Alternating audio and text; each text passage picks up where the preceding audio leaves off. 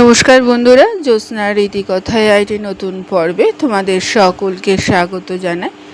বন্ধুরা, হনুমানজির আরাধনায় দূর হয় বিপদ। মঙ্গলবার বা শনিবার এই দুই দিনই বজরংবলীর উপাসনার জন্য সবচেয়ে শ্রেষ্ঠ সময়। মঙ্গলবার দিন সকাল থেকে সন্ধে পর্যন্ত 4টি কাজ করলে খুব ভালো ফল প্রাপ্তি হয়। বজরংবলীর সংকটমোচন, যে কোনো বিপদ থেকে তিনি আমাদের রক্ষা করতে পারেন। সাহসের সঞ্চার ঘটাতে সক্ষম হনুমানজি। সেই কারণে প্রতি সপ্তাহে মঙ্গলবার ও শনিবার করে তার আরাধনা করার বিধান দেয় শাস্ত্র। হনুমানজির আরাধনায় দূর হয় বিপদ।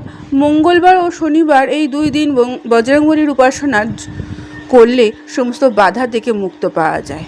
তাই বন্ধুরা, আজকের পর্বে তোমরা জানতে পারবে মঙ্গলবার ও শনিবার কি কি কাজ করতে পারবে তোমরা, যাতে তোমাদের মনস্কামনা পূর্ণ হয়। আর যদি ভালো লাগে তাহলে অবশ্যই শেয়ার করে দেবে, এটা লাইক করে দেবে এবং পরবর্তী ভিডিও পাওয়ার জন্য পাশের বেল আইকনটি অবশ্যই প্রেস করে রাখবে। বন্ধুরা, প্রথমেই বলি, প্রতিদিন বা প্রতি সপ্তাহে মঙ্গলবার ও শনিবার সকালবেলা অশ্বত্থ গাছের পাতায় 11 বার জয় শ্রীরাম লিখে হনুমান মন্দিরে নিবেদন করবে। পাতার উপর অবশ্যই সিঁদুর দিয়ে লিখতে হবে।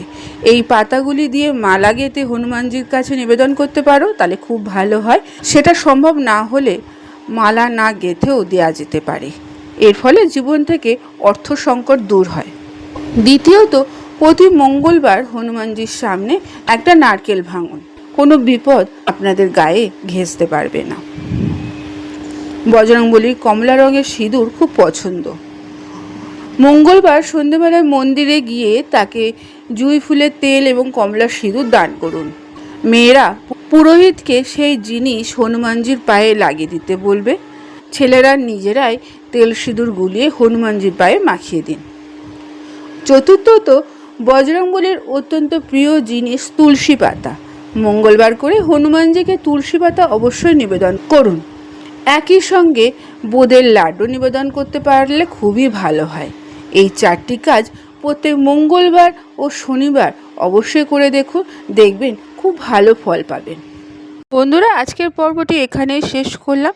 এতক্ষণ আমার ভিডিওটি দেখার জন্য ও শোনার জন্য তোমাদের অসংখ্য ধন্যবাদ।